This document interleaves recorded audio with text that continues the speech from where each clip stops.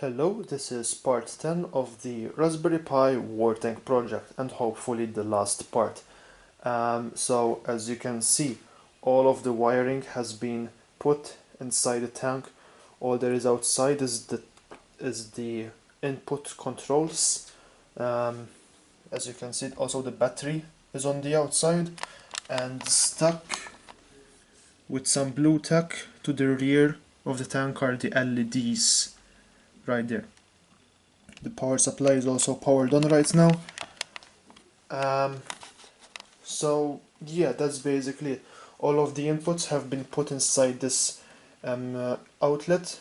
It's not the neatest, but it contains everything in there, so it does the job just fine. If I push this forward, they work, and moving forward.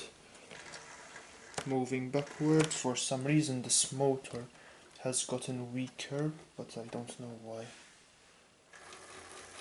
But it works. Okay, yeah, it works. In video, it works. But yeah, on the reverse it doesn't do very well on the reverse for some reason. It's very weak on reverse. I don't know why. The turret still works, as you can see, and it displays the movement of the turret. So turret left and turret right. And when the tank is reversing, the LEDs turn on. This one for some reason is very dim, but it's fine.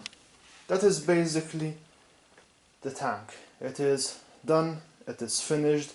Now I need to rearrange some of the code to make it neater, add the dock strings and the comments, and that should be done as well. So from what I can tell, yeah, the tank is finished. So I'll see you in some other random video or in another unexpected tank video, who knows. Anyways, I'll see you next time. Bye bye!